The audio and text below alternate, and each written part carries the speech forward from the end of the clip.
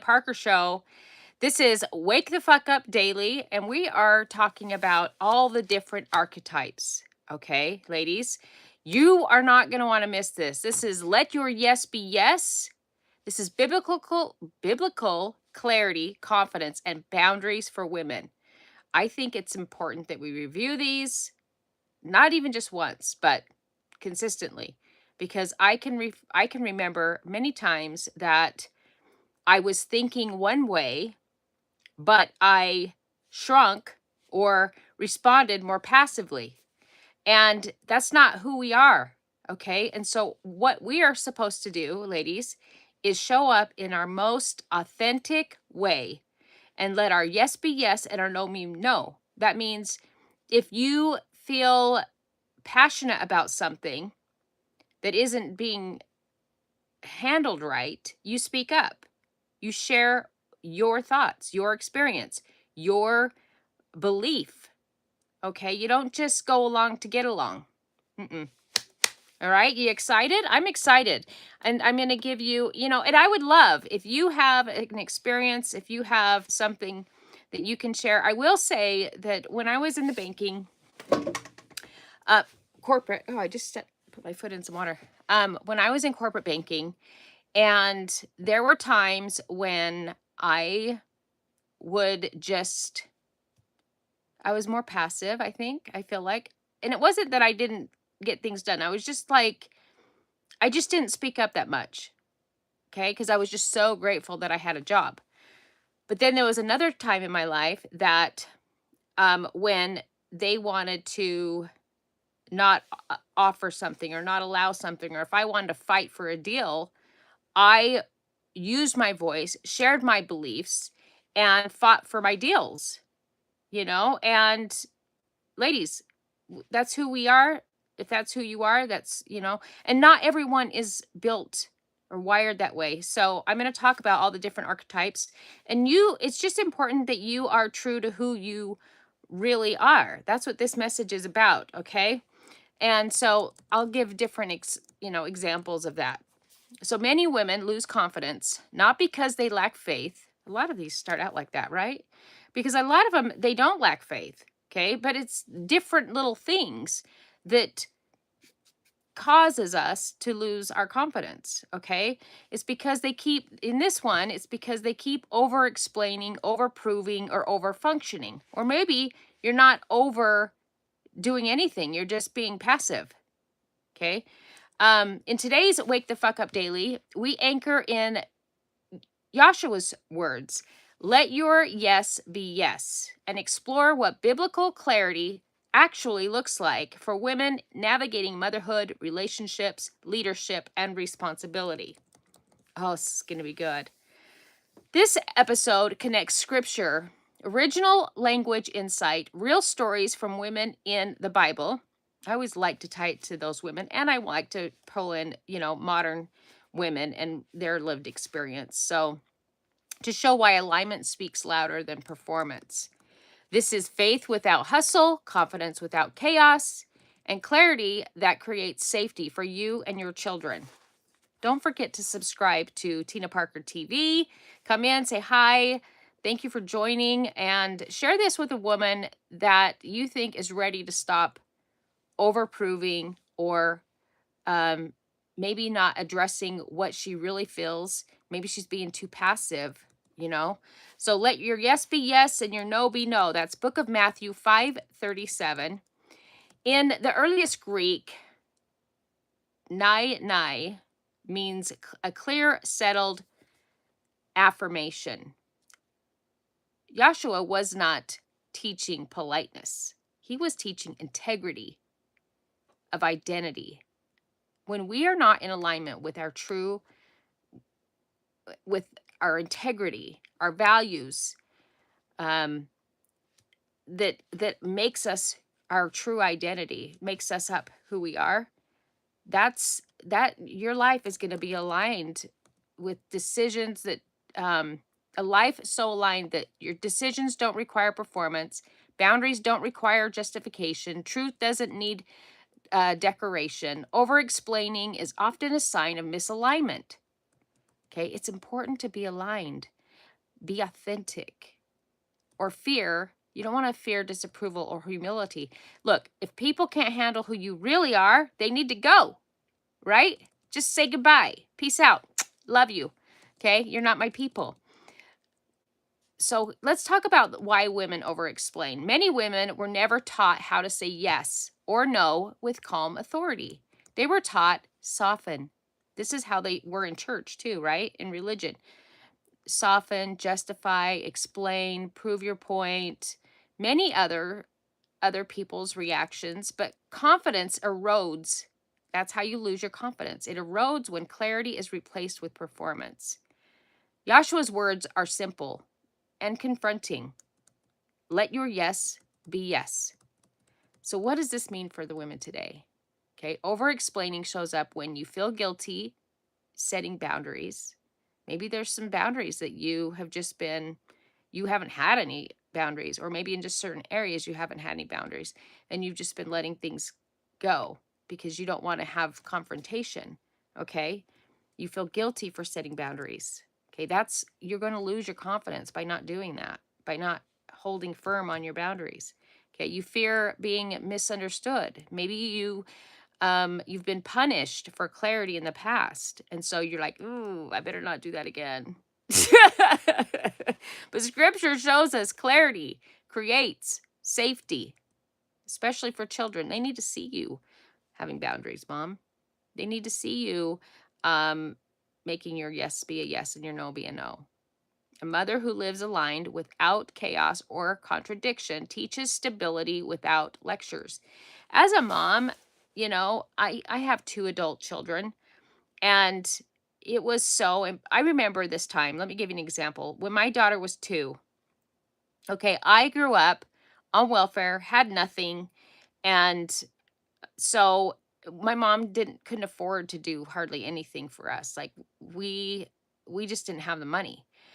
Um well, when I had my daughter, I wanted to give her everything I didn't have.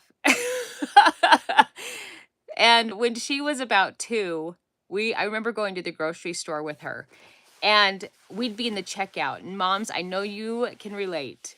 We're in the checkout and she is asking for a treat. And well, my mom said to me, she reminded me, she goes, Tina, this was before this incident. She goes, Tina, you better stop what you're doing. You're going to create a monster. I was like, oh, I just want to give her everything, you know? And so we're in this checkout. And I finally, when she was 2, she was really starting to act up. I noticed that when I didn't give in, when I would say no to something, and I didn't stand my ground, and I maybe just gave in because I didn't want to hear her whine. When that happened, it created a monster. So when I did go to the store and she asked for a treat, it was like, okay, so the times that I did say no, it's now creating, well, all the times I said yes, it's now creating a problem when I say no because she just expects it now. So when my mom said to me, "You're creating a monster," that stuck with me. I was like, you know what? I didn't have hardly anything. I just remembered back to my own childhood. We didn't even dare ask for things because we just knew it was going to be no. We knew there was no money. I didn't want to ask for something that, you know, I knew my mom couldn't do. And it wasn't even about would she have done it or not. It was like, no, we just don't do that. We don't have the money for that. So I and even when I did have the money, I realized that I was creating a monster. So that's kind of my point, is that when she was 2, I realized I was gonna have to put her in military school. It's like I should have never been this easygoing. I should have never just given her way because I just love her so much and she's so beautiful and I just want her to be happy and I want her to have everything I didn't have. Well, she was turning into the biggest freaking brat, and I said, I'm gonna have to put you in military school at 2 years old." And I started saying no, and I let her cry. And it was from that point on, it was the best move I ever did because she needed to hear no. She needed to have to work for things. She needed to know that it wasn't always going to be a yes. Like, no, every time we go to the check stand, you're not getting a damn treat, kid. And you know what? She grew up to be a very responsible child, and now she's raising responsible girls. So I'm so grateful that I nicked it in the bud when she was 2 because I was enabling her. And then when she turned 16, you know, she want, you know, I helped her. I co-signed for her on a car, but I told her she was going to have to make the payments. So I helped her in some way, but I wanted her to, you know, I was going to, you know, kind of go, we're going to work together on this. I'll co-sign. But you know what I did is I'm kind of going on a side note just to tell you guys this. I started getting her some credit when she was 16. So I was a branch manager at a bank or a credit union. So I opened her up a checking account and I was the person on there. And then I got her a debit card and I signed on that for her. And so I made her like authorized user. See, so it shows up on her credit report. And I knew that that was going to help her so that when she was ready to buy a car, she could go and get a car. And sure enough, she did. But I did have to co-sign on the first one, but she did get a job. Plus, she was on drill team and she was going to school. And so it just made her super responsible. And I'm grateful that I taught her those life skills when she was young. And she just knew that's the way it's going to be. I did pay for her insurance. And then, you know, and now I have granddaughters that are in drill. And my daughter is a little bit, she's not as hardcore. I feel like she is kind of hardcore in some areas, but in some areas she's, you know, a little softy. She just wants, they're in drill team and she's like, no, I really don't want them working while they're in drill team because they spend so much time in that. You know, she has her reasons, but the 18-year-old granddaughter, she's now got a job. She's works at Beans and Brew. She's a senior. She's the captain of her drill team. So she's super responsible. And these girls are like military. Like they my daughter has got them so structured. And my daughter has that attitude, fuck around and find out, you know? So I must have did something right because they wake up, she even from the time they were little girls, you know, my granddaughter stayed with me in Wyoming for a little bit. And I was so blown away because she was probably 8, maybe 7 or 8. And she came up and I didn't have to ask her to brush her teeth at night. I didn't have to ask her to brush them in the morning. I didn't have to ask her to get dressed. I didn't have to, like, she was independent from that young age because my daughter like had them so structured, and she had them structured when they were babies. They knew they went to bed at 8:30. They didn't cry themselves to sleep. It was like easy peasy everything. And I just believe that us holding our grandmoms when the children are asking for all these things, you're setting the tone for the rest of their life. So don't be afraid to make them feel bad. Okay? Make them feel bad. Okay? Because life is getting a life on them and they have to be able to dodge, get around, you know, get through it. So, without complaining and without being a little wimp. So, I just wanted to share a little tidbit of some personal life experience with that. So here's some women in the Bible, though, that lived like this. Esther did not rush. She did not over-explain. She prepared, then acted decisively. When the moment came, her yes was clear and costly, but aligned. For such a time as this, in the book of Esther, you can read up more on that. It's 4:14 is the scripture. She didn't beg for permission. She accepted the responsibility. Isn't that just aligns? These kids need to accept responsibility. Okay. Ruth did not. Let's talk about Ruth. Consistent action, not words. Ruth did make speeches about loyalty, or she didn't make speeches about loyalty. She lived loyalty. Loyalty is one of my core values. I'm a big loyal, you know, do what you say you're going to do, be loyal to people that, you know, have your back.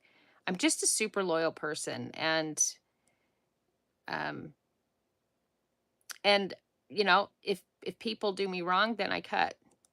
Cut. So it is hard for me sometimes to cut because I'm like, oh, maybe they just, had a bad day, or maybe they don't even realize. Maybe, and it could be that. That's why you got to have some communication too about, just because sometimes people don't know where you're at, or don't, so don't always just assume things. You've got to have some conversations. Okay, hers consistently spoke louder than promises. Her yes was shown through daily alignment, her authenticity, okay, not emotional persuasion. And in the book of Ruth, there's a scripture that says, "Where you go, I will go." That was her loyalty. That's book of Ruth 1:16. The woman with the issue of blood. She had a quiet decision. She didn't ask for permission. She didn't explain her story publicly. She acted on clarity. Her healing followed decisive action and not public validation. That's in the book of Mark 5:25 through 34. Where you, so, like this is where I was going to go into my own story, but I already kind of shared it. But, there was just, as I've gotten older, I've gotten better at it. Like I said, when I first was in like corporate banking, I was a pleaser. I feel like a people pleaser. But then when I moved up the ranks, I started using my voice and standing for what I believed in, standing in for people. Um, Sometimes the credit union that I was, or any place you're at, they may have these rules and these, it's like black and white for them. And I'm like, not, life isn't always black and white. Like, let's listen to their story. Let's hear their situation. I believe in learning more about people and then making a sound decision. I feel like I have a good sense of a person and their character. And so a lot of times I would not just look at a number, like say we're looking at credit. I wouldn't just look at a number and go, yes, no, based on that's like not using your fucking brain. You know what I'm saying? Like a number doesn't always determine it gives you a guide, but let's use our fucking brain and figure out, maybe there's a story around this and maybe it makes sense and maybe we want to bend a little bit for this person. Maybe we just charge them a bit higher rate. But let's listen and hear things out. If it makes sense, I'm just not black and white. Like sometimes just basing off a credit score doesn't tell us a whole picture. So I started speaking up for people and fighting for deals that I believed needed to be fought for. So those are some examples. I shared the examples of my daughter growing up, kind of giving her some tough love. I think that's important. I had tough love. It gave me, it just made me a better person. Okay. I'm a giver. I love giving and helping people. I can relate with all kinds of people, all walks of life. So I don't know. It just has made me a better human. So for today's woman, confidence grows when life matches your values. Discernment means less explaining, more consistency. And boundaries don't need speeches. You don't need to have a speech for, when you tell your daughter, no, or your son, no. No means no. I remember my son, when we moved to Wyoming, we wanted to kind of pull him away from playing video games so much because it seemed like he was being a little awkward socially and he needed to have some friends outside of these online games. And so we said to him, when you go to Wyoming, like you're in the country, you get to fish, you get to hunt, you get to, work at the business, you get to learn all these other things, life skills. And it was so good for him, but it was a fight in the beginning. He threw a fit. In fact, my ex said to him that he wasn't. And if, he like drew the line and said, if you get on that TV or you do this, I'm going to break it. And he did. I remember going out to the garage and he took a bat to the TV and it was like broke all over the place. I was like, well, we're done with that. But you know what? It ended up being such a beautiful thing because my son learned to hang out with other people. He learned that he likes motorcycles. He worked at the business. It was a car dealership. He learned so many other skills and learned how to communicate and adapt with life. It was just a great thing. We had to pull him away from that from the games. There's gaming is can be good, but it can be too much is too much. So you got to give your kids some hard life skills and tell them no. You got to learn how to talk to people in person. Okay? You need to have some human connection. You need to learn some other skills outside of this online game. Children feel safest when words match your actions, decisions are steady, and reactions are not chaotic. Clarity teaches more than control. So here's some small daily actions that you can take. And then after this, you guys, I'm going to go into the different archetypes of women, and I'm going to give some different examples of what those archetypes are and how this might be showing up in your life. So today, say one clear yes over no. This is what you can, put into action. Maybe, and have no guilt about it. If you tell your child no, it's a no, and don't be feeling guilty. Okay, they'll get over it. Life is gonna be life and hard on them, and later on. So let them learn when they're a kid. Like, this is nothing. You don't need to justify it. You don't need to over-explain why they don't, and they'll push you. My granddaughters still do. They'll say, why? Why can't I stay out past 12? Why can't I? And my daughter, like, you could just tell that they're just trying to wear her down. And she's just like, no, stop. And sometimes it's a little fighting match because they're selling her on the idea. All right. So then stand by it. That is integrity practiced. Okay. You don't need to hustle to be whole. And you don't need to perform to be respected. Alignment speaks for itself. So before we say the closing prayer, let's go into some of these archetypes because I find this so interesting. What do you guys think? What do you think about archetypes? Did I pass on the one already? Okay, maybe you're the trauma adapted woman. Okay, you have that freeze fawn personality. This woman learned clarity equals danger. So maybe she was clear on something, but then it turned into danger. And she didn't use her voice. Using her voice was actually punishment because she was in trauma, right? And when she did use her voice, there was a punishment for that, okay? Needs equals burden. She didn't want to put people out. That woman may go silent instead of explaining. Okay, she might just like check out. I've done that too before. Before my husband and I separated, when I started noticing him, sometimes I got in his face, but sometimes I would just go silent.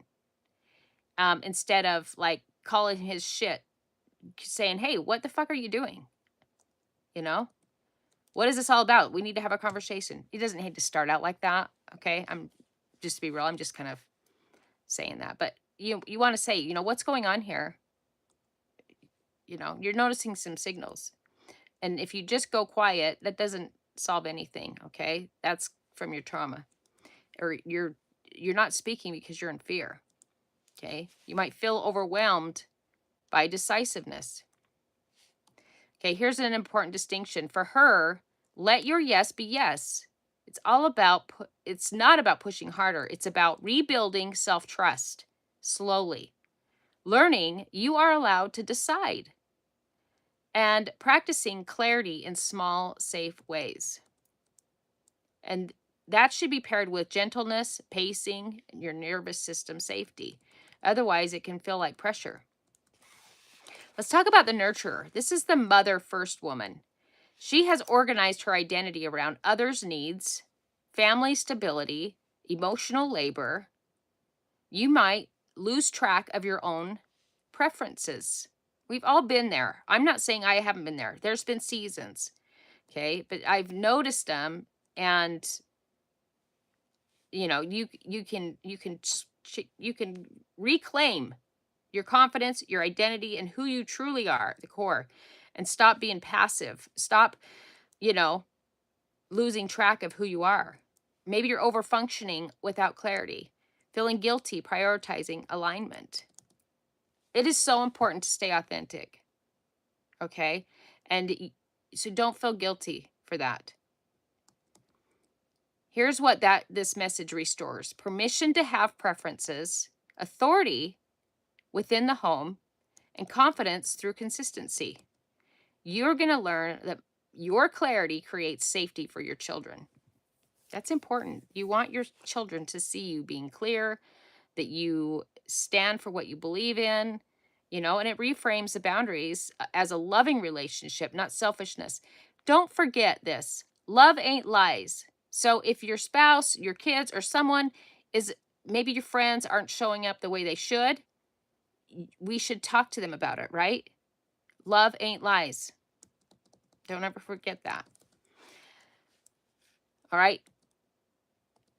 Why this message might feel alpha, but it isn't. Okay. Culturally, we associate decisiveness, and setting boundaries as an alpha woman, okay, with masculine or being dominant. Biblically and psychologically, they are markers for your integrity. That's why it's important to have these conversations, because I think so many people are lost. Joshua's instruction wasn't about force. It was about undividedness. No inner conflict, no double messages, no performance. That's not alpha energy. That's a whole person energy. Get it? The real difference is not archetype, it's suppression. So the message resonates most with women who have clarity internally, but restraint externally. Regardless of the archetype, if a woman is living below her internal truth, this message will wake something up. Does this all make sense to you, ladies? If you have any questions about this, please message me, connect with me. I'd love to connect with you. This teaching isn't about becoming more alpha. I want you to know that. It's about becoming less divided with who you truly are. Okay, when your inner truth and your outer life match, confidence becomes quiet, steady, and unmistakable. I'm going to post in my Instagram a carousel that shows different areas you could be showing up where you're divided and you're not showing up authentic, okay? So you can recognize it. Is that good? Good stuff. I love that. I love the reminders, the learning. I think it's so important. How about you guys? I'm going to come back and chat with you. Whoops. Let's see.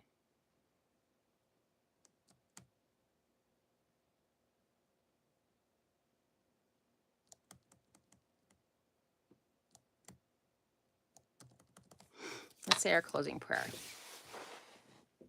I sound like I'm in LDS church. Who's going to say the closing prayer? Yahweh, thank you for another day. Thank you for the breath in her lungs, for the wisdom growing within her, and for the clarity you are restoring. Thank you for her family, for her steadiness, and for the strength that comes from alignment. Thank you for teaching her that she does not need to explain truth. We give thanks to who she is and who she is becoming. Amen. Let's see.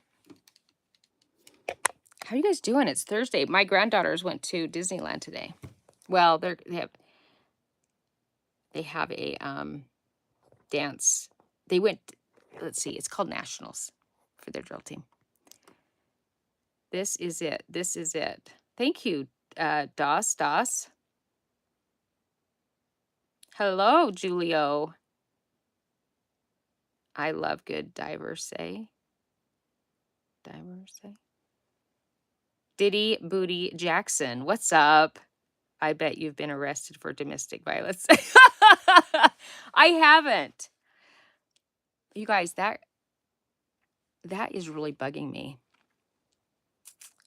That gap. Did I tell you guys that? It just like showed up in the last 2 years, but I can just see it so clear in this camera. I don't like that.